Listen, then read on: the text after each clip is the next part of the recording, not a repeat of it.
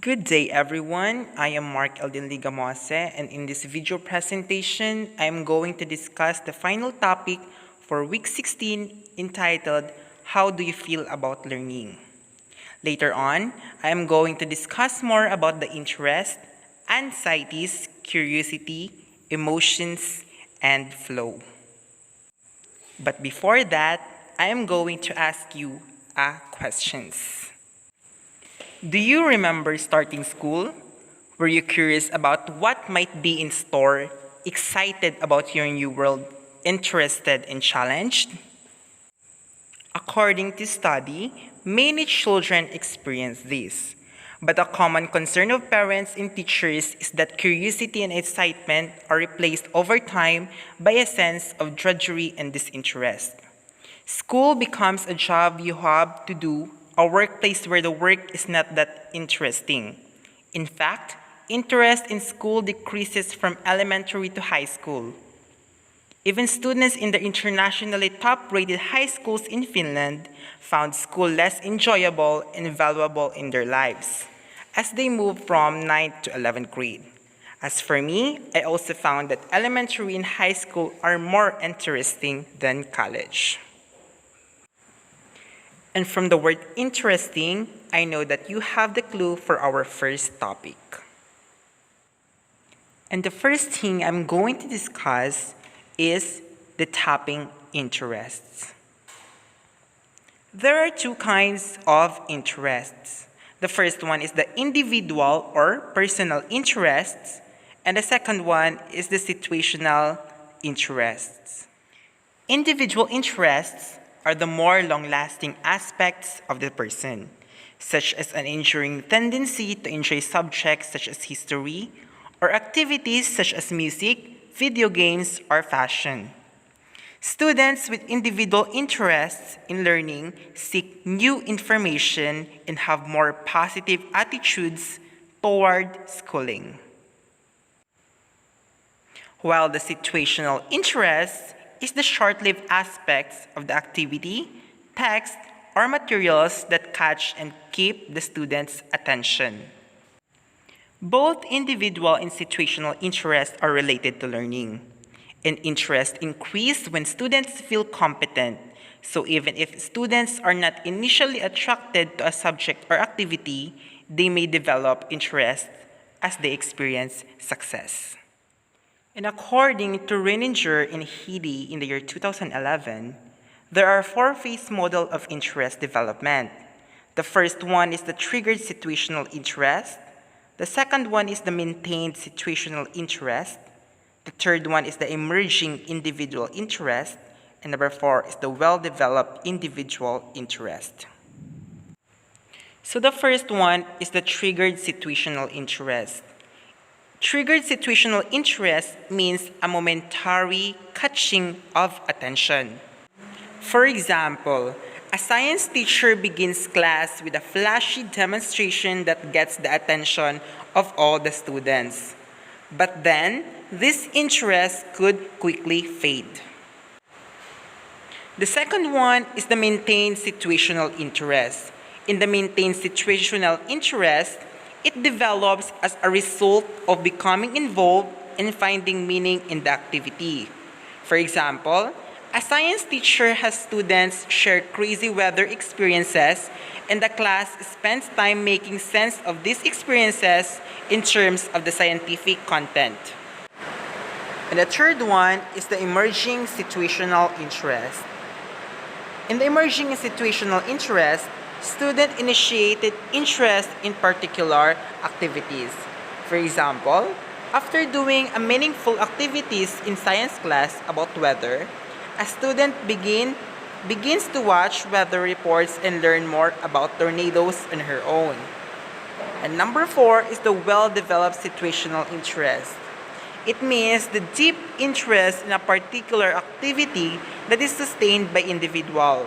For example, a student pursues her interest in weather and develops a deep knowledge of weather. She engages in diverse weather-related activities ranging from tracking hurricanes to watching storm chasers on the Discovery Channel. Catching and holding interest. Whenever possible, it helps to connect academic content to students' ensuring individual interests. But given that the content you will teach is determined by state standards in most classrooms today, it will be difficult to tailor every lesson to each student's interest. You'll have to rely more on triggering and maintaining situational interest. Here, the challenge is to not only catch but also hold the students' interests. For example, Matthew Michel in 1993 found that using computers, groups, and puzzles caught students' interest in secondary mathematics classes, but the interest did not hold. Lessons that held the students' interest over time included math activities that were related to real-life problems and active participation in laboratory experiments and projects. Participating in a group project also can trigger and support interest. But then, what works for one student or group of students might not work for others. For example, in a study of math learning with older adolescents, Jurek and Horowitz concluded that catching interest by using colorful learning materials with pictures was helpful for students with low initial interest in mathematics, but not for students who were already interested in the subject. In addition, complex materials can be more interesting as long as students have a growth mindset and believe they can effectively cope with the complexity.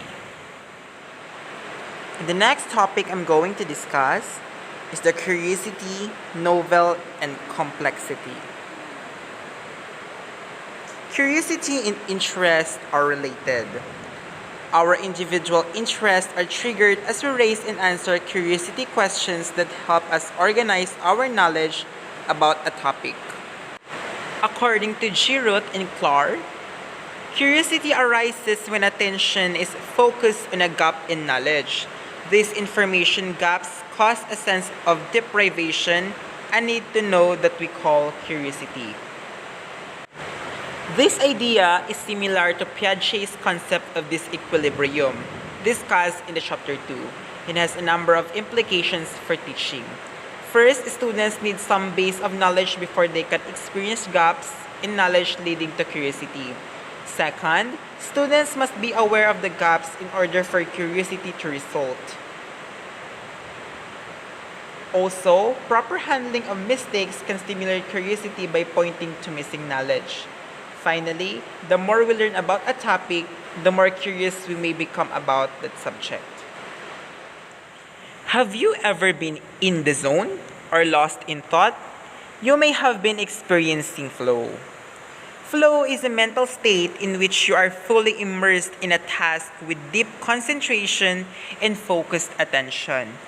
When individuals are in flow, they face a highly challenging task with matching high levels of the needed skills. They are stretched but not broken. Individuals in flow experience greater enjoyment in the task, continue working without prompting, and tend to generate higher quality, more creative products. According to one researcher, flow was less common in school and more common at work, where people have clear goals, immediate feedback, and can apply their skills. The lowest levels of flow for adults occurred on the weekends when there were no particular goals or structured activities except watching television. Neuroscience and emotion. Emotions are complex and not the same thing as feelings. For example, two people might feel stimulated and aroused thinking about riding a huge roller coaster. But one person gets a thrilling feeling of anticipation, while another feels panic and dread. Thus, emotion in this case about roller coasters is a complex phenomenon arising from the back and forth interplay of bodily responses, cognitive assessments, and conscious feelings. So, human emotions are the outcome of physiological responses triggered by the brain, combined with the interpretations of the situation and other information such as context. For example, hearing startling sounds during an action movie might cause a brief emotional reaction. But hearing the same sounds in the middle of the night as you are walking through a dark alley could lead to a stronger and more lasting emotional reactions. In teaching, we are concerned about a particular kind of emotions, those related to achievement in school. Experiences of success or failure can provoke achievement emotions such as pride, hope, boredom, anger, or shame. Achievement emotions. Emotions such as curiosity and boredom are both causes and consequences of learning processes. For example, boredom leads to inferior learning and poor learning leads to being more bored as the student falls farther behind. Boredom is the opposite of interest and curiosity and is a clear enemy of learning at every age. It is a big problem in classrooms because boredom is associated with difficulties in paying attention, lack of intrinsic motivation, weak effort, shallow processing of information, and poor self-regulated learning. And you can see in the table 12.3 the difference between achievement goals that influence achievement emotions.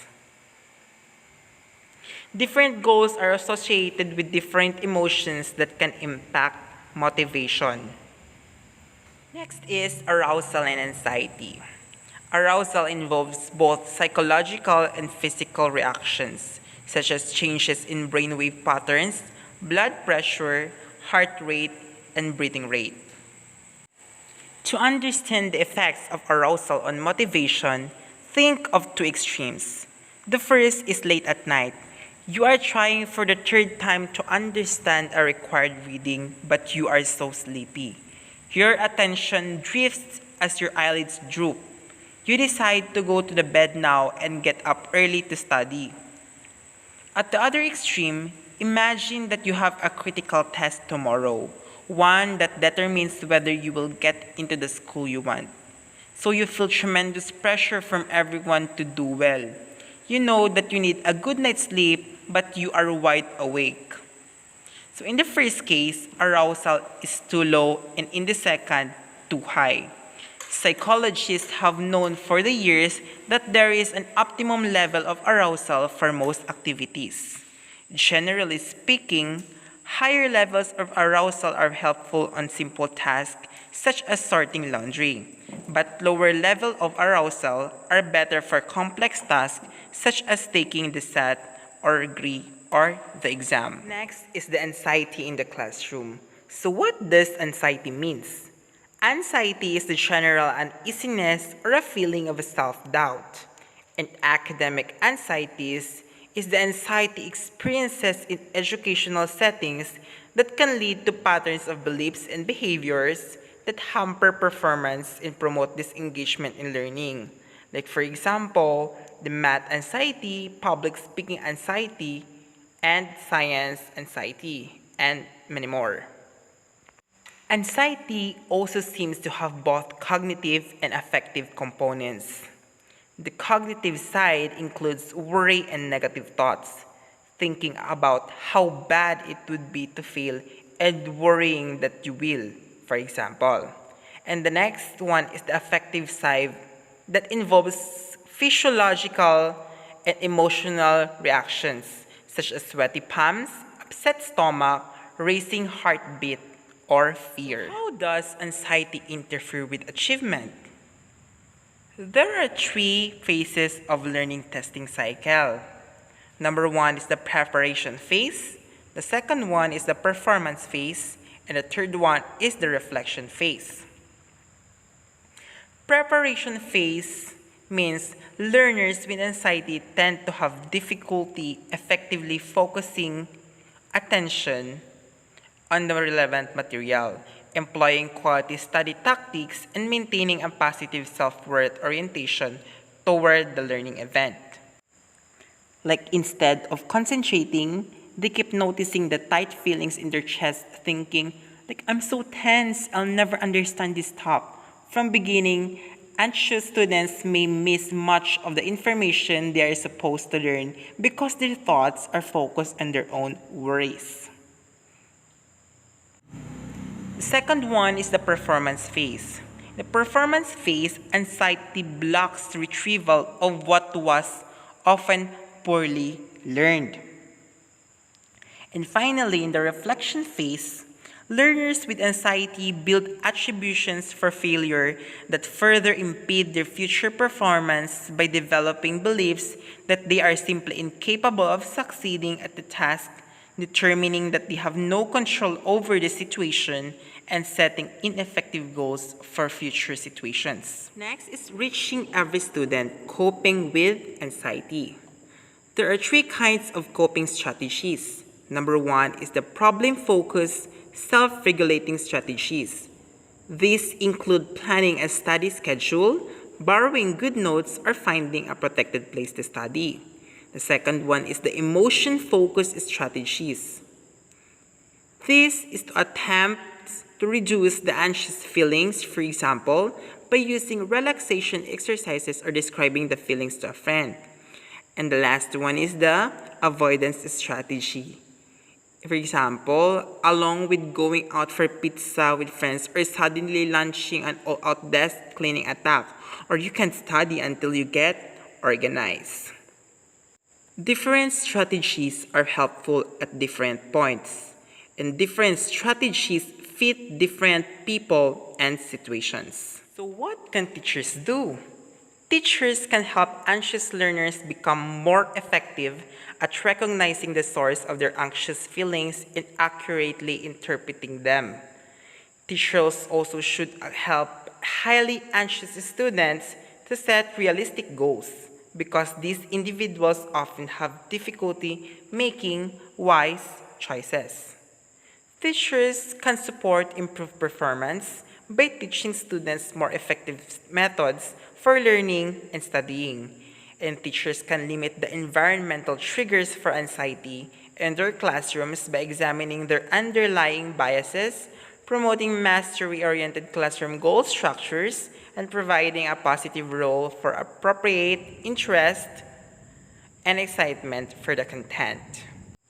In summary, as teachers make efforts to keep the level of arousal right for the task at hand, if students are going to sleep, energize them by introducing variety, piquing their curiosity, surprising them, or giving them a brief chance to be physically active. Learning about their interests, incorporate these interests into lessons and assignments. So that's all for my video presentation. Thank you.